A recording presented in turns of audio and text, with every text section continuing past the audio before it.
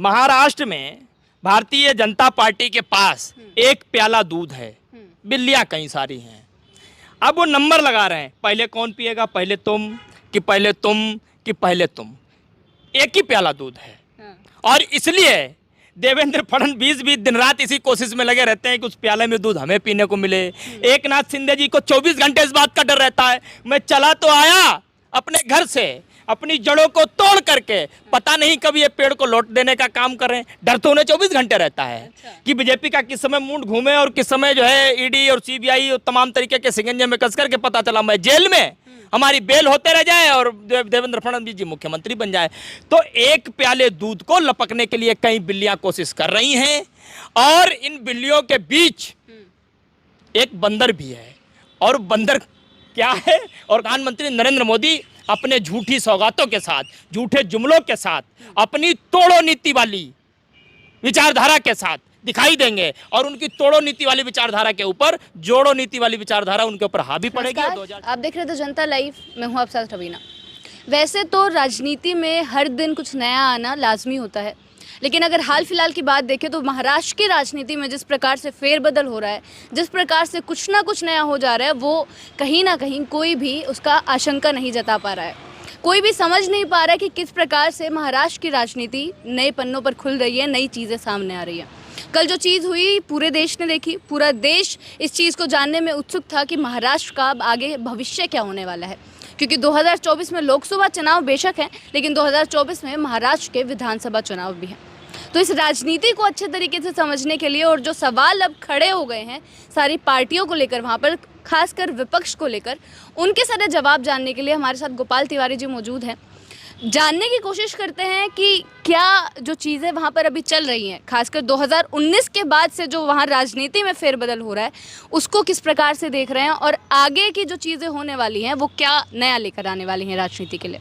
Sir, सबसे पहला सवाल इसी चीज़ से रहेगा कि ये अब आशंका जताई जा रही है कि जो एनसीपी है, जो इतनी पुरानी पार्टी है, क्या इस चीज़ से अजीत पवार के उप मुख्यमंत्री बनने से वो खत्म हो जाएगी?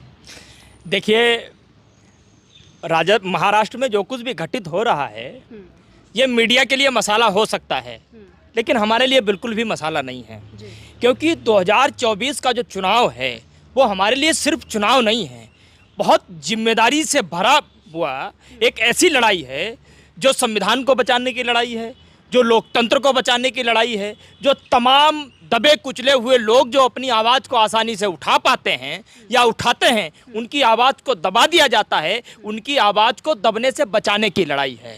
ये लड़ाई तमाम उन रोजगार से भटकते हुए युवाओं की है जिनको 9 साल तक झूठ बोला गया। ये लड़ाई उस बेतहाशा बढ़ती हुई महंगाई के खिलाफ है जिसको लेकर के इस देश की जनता बहुत परेशान हुई है।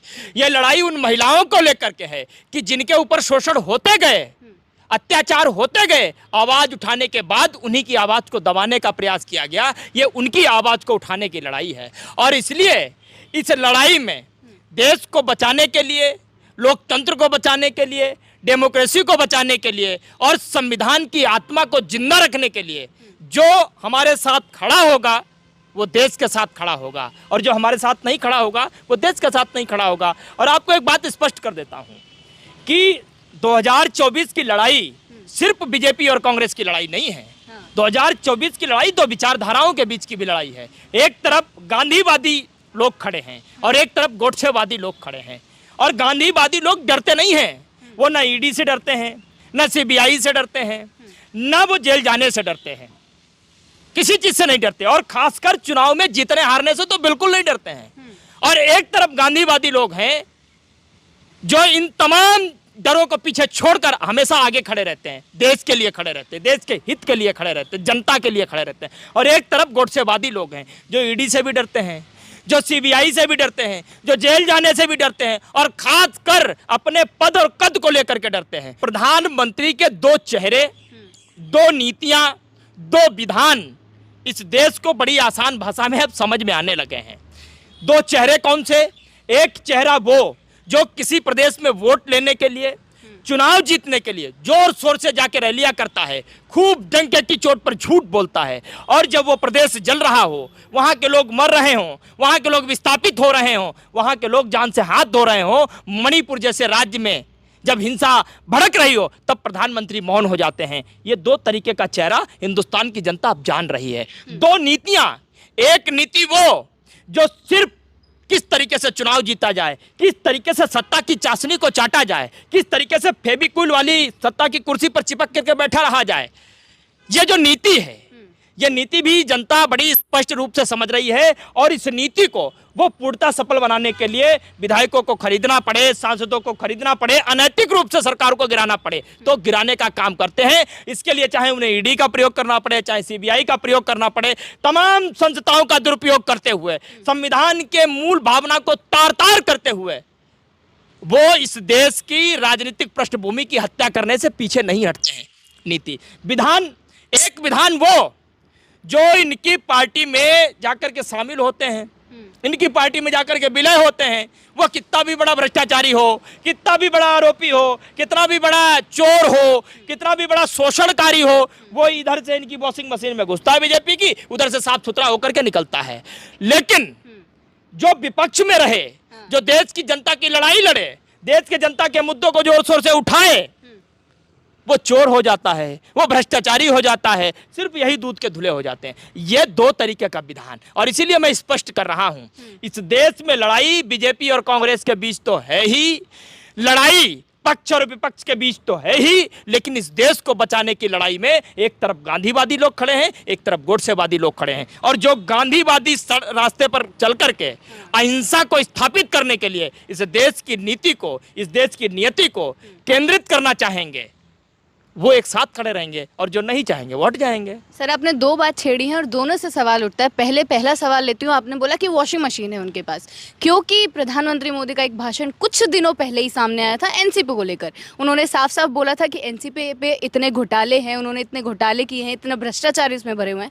तो जब अजीत पवार ऐसे उप मुख्यमंत्री बने हैं, शामिल हुए हैं महाराष्ट्र सरकार में, तो बार बार सवाल यही उठ रहा है कि अगर विपक्ष में होकर वो इतने भ्रष्टाचारी थे तो वहाँ आकर कैसे फिर उप मुख्यमंत्री पद की उन्होंने शपथ ले ली है? देखिए, एनसीपी में अभी एक व्यक्ति है जिस पे मैं भरोसा करता हूं, और उसका नाम है शरद पवार।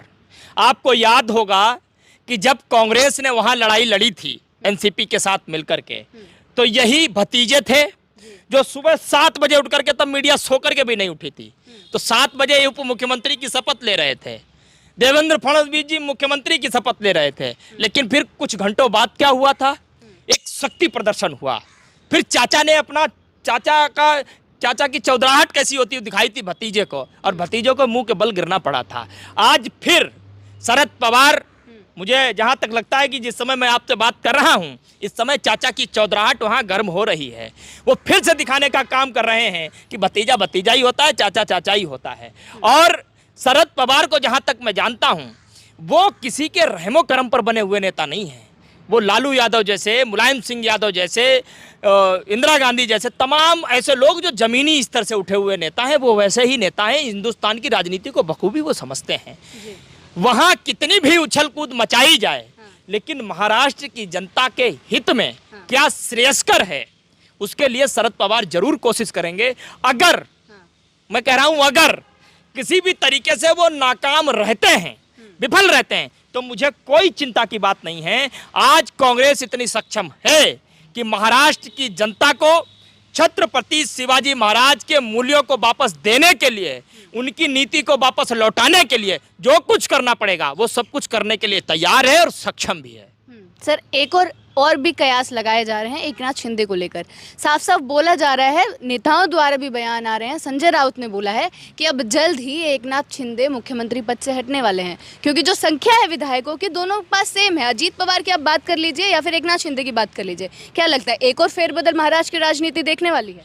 देखिए, महाराष्ट्र में भारतीय जनता पार्टी के पास एक प्याला दूध है, बिल्लियाँ कई सारी हैं।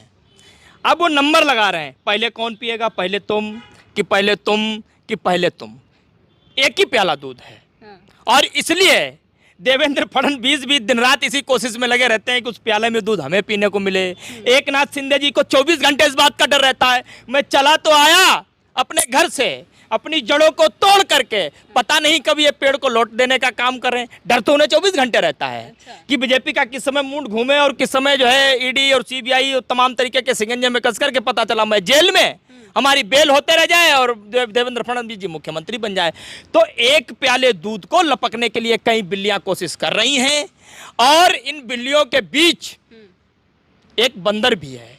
और बंदर क्या है और कौन है ये मैं स्पष्ट करना नहीं जानता हूं, समझने वाले को इशारा काफी होता है। आपके दर्शक भली बात इस बात को समझ रहे होंगे और वो बंदर सक्षम है इन बिल्लियों को परास्त करने में भी, उस प्याले के दूध को पीने में भी और नया प्याला तैयार करने में भी। महाराष्ट्र में नया प्याला तैयार होगा, आप इसकी चिंता मत करिए।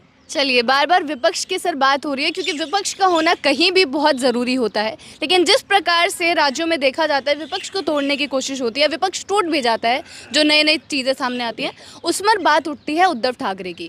अब लग रहा है कि अगर विपक्ष कमज़ोर हो रहा है, अगर एनसीपी अब कमज़ोर हो गई है, अगर शिवसेना अब वो वाली शिवसेना कमज़ोर हो गई है, एकनाथ शिंदे वाली, क्योंकि उनका कॉम्पिटिटर आ गया है, क्या लगता है उद्धव ठाकरे उभर कर आएंगे अब एक नेता के तौर पर और दोबारा से अपनी जीत हासिल करेंगे 2024 में? देखिए, जिसके पास नैतिक मूल्य होते हैं, जिसके पास विचारधारा होती है, जिसके पास सिद्धांत होते हैं, वो कभी कमजोर नहीं होता है। चुनाव हारने और जीतने से कोई ताकतवर और कमजोर नहीं होता है। ताकतवर कमजोर व्यक्ति तब होता है जब उसके सिद्धांत, उसके उसूल, उसकी नैतिकता कमजोर पड़ जाती है। उद्धव ठाकरे की नैतिकता, उनके सिद्धांत, उनके उसूल बाला साहब ठाकरे की तरह ही मजबूत थे, मजबूत हैं और आगे भी वो मजबूत रहेंगे। वो सदैव इस देश में सनातन की बात करते आए हैं, इस देश में वो हिंदुइज्म की बात करते आए हैं। बीजेपी वाले हिंदुत्व की बात नहीं कर रहा हूं मैं, वो इस देश में अहिंसा की बात करते हुए और खासकर महाराष्ट्र की जनता के लिए जैसे बाला साहब ठाकरे ने रोल को पूरा किया, रोल मॉडल बने वो, वैसे ही उद्धव ठाकरे भी हैं। आज बेशक अलग बात है कि राजनीतिक षड्यंत्रों के चलते हुए तमाम उठापटक के बीच कोई इधर जा रहा है, कोई उधर जा रहा है, कोई कभी कहीं मुख्यमंत्री बन रहा है, कोई कभी हट रहा है, कभी कुछ हो रहा है, कभी कुछ हो रहा है, सब कुछ चलता रहेगा। लेकिन उद्धव ठाकरे अभी भी नैतिक रूप पर, सैद्धांतिक रूप पर अपने उसूलों पर टिके हुए हैं। अगर इन सब चीज़ों पर वो टिके रहेंगे, हमारा उनसे मेल खाएगा, हमारा उनसे अगर मेल खाएगा तो हम मिलकर के लड़ाई लड़ेंगे और महाराष्ट्र की जनता को वापस हम छत्रपति शिवाजी की महाराज के वो मूल्यों को वापस लौटा करके देंगे। चलिए, आप लोग बोल रहे हैं कि विपक्ष, आप लोग क्या बोल रहे हैं? विपक्ष की बैठक भी हो रही है, एकजुटता की बात हो रही है लगातार 2024 में कि हम साथ लड़ेंगे, लेकिन अगर एक तरफ ऐसे हो जाएगा तो जनता कैसे भरोसा कर पाएगी विपक्ष की एकजुटता पर? जनता करेगी, जनता कर रही है भरोसा। उदाहरण के तौर पर कल ये पूरी विपक्षी एकजुटता का जो केंद्र बिंदु है उसका नाम है राहुल गांधी। राहुल गांधी जी जब कल तेलंगाना गए, आपने तेलंगाना की कल भीड़ देखी? बीते 3 सालों में किसी भी पॉलिटिशियन को, किसी भी धर्मराज को, धर्मगुरु को सुनने के लिए भी इतनी भीड़ नहीं आई है। इतनी बेतहासा भीड़ कहाँ? तेलंगाना में जहाँ संभव ही नहीं हो सकता, इतनी भीड़ हो ही नहीं सकती, वहाँ भी उनको सुनने के लिए बेतहासा भीड़ उमड़ी है। तो ये तो हिंदी बेल्ट है। हिंदी बेल्ट के लोग गांधी परिवार को, गांधी परिवार के रक्त को, जिसने इस धरती को अपने बूंदों से सींचा है, इस देश को आज़ाद कराया है, उसको बहुत अच्छी तरीके से वो जानते हैं। और एक व्यक्ति जिसने अपने परिवार को न जाने कितनी बार खोते हुए देखा है, खो दिया है, और आज भी वो इस देश को बचाने के लिए खुद को भी खोने के लिए तैयार खड़ा है। और जब ऐसा व्यक्ति केंद्र की सत्ता में हो तो फिर विपक्षी एकजुटता कमजोर हो तो हो जाए, लेकिन वो व्यक्ति तो कमजोर नहीं है कम से कम। और इसीलिए मैं कहता हूं कि आपने विपक्षी एकजुटता के केंद्र बिंदु के सांसदी को छीन ली, आपने उसके पद को छीन लिया, लेकिन आप उसके कद को नहीं छीन पाए। उसका कद इतना बड़ा है कि उसके आगे प्रधानमंत्री नरेंद्र मोदी 2024 के चुनाव से पहले ही पूरी तरीके से बौने दिखाई देते हैं। और 2024 के इलेक्शन में प्रधानमंत्री नरेंद्र मोदी अपने झूठी सौगातों के साथ, झूठे जुमलों के साथ, अपनी तोड़ो नीति वाली विचारधारा के साथ दिखाई देंगे और उनकी तोड़ो नीति वाली विचारधारा के ऊपर जोड़ो नीति वाली विचारधारा उनके ऊपर हावी पड़ेगी और 2024 का चुनाव हम जीतेंगे, ये आप देख लीजिएगा। सर, अब 2024 की बात करें तो इसी एक सवाल पर मैं खत्म करना चाहूंगी कि बार बार अब ये भी चीज़ सामने आ रही है कि जिस प्रकार से महाराष्ट्र में जो हुआ है, बीजेपी के नेता बोल रहे हैं कि बिहार में भी ऐसा होना बाकी है, बिहार में भी ऐसा हो सकता है। तो क्या 2024 से पहले काफ़ी ऐसी चीज़ें देखने को मिलेंगी जनता को कि ऐसे ही कहीं ना कहीं राजनीतिक उठापलट होगी 2024 के लोकसभा इलेक्शन से पहले? देखिए, हम अपनी आज़ादी को हरगिज मिटा सकते नहीं, हम सर कटा सकते हैं लेकिन सर झुका सकते नहीं। हम आपको इस बात को आपको कई बार इसको मैं जो है रेखांकित कर चुका हूँ। कुछ भी हो, कितनी भी उठापटक हो, लेकिन हमारा लंगोट जो है बहुत कसा हुआ है। हम प्योर दंगल खिलैया हैं राजनीति के। हमारे सामने जो भी आएगा उसको हम पटकने का काम करेंगे। 2024 के चुनाव को हम राजनीतिक अखाड़े में जीतने का काम करेंगे, ये आप देख लीजिएगा। चलिए, बहुत बहुत शुक्रिया आपका। गोपाल तिवारी जी हमारे साथ मौजूद थे। महाराष्ट्र में जो इस वक्त चल रहा है वो काफ़ी चर्चा का विषय बना हुआ है, चाहे वो विपक्ष हो या सत्ता पक्ष हो। अब यही देखना बाकी है, सवाल इसी पर है कि 2024 आने से पहले, लोकसभा चुनाव होने से पहले क्या क्या चीज़ें और सामने आने वाली हैं। जनता के मुद्दे आप तक पहुँचाते रहेंगे, बने रहे हमारे साथ। शुक्रिया।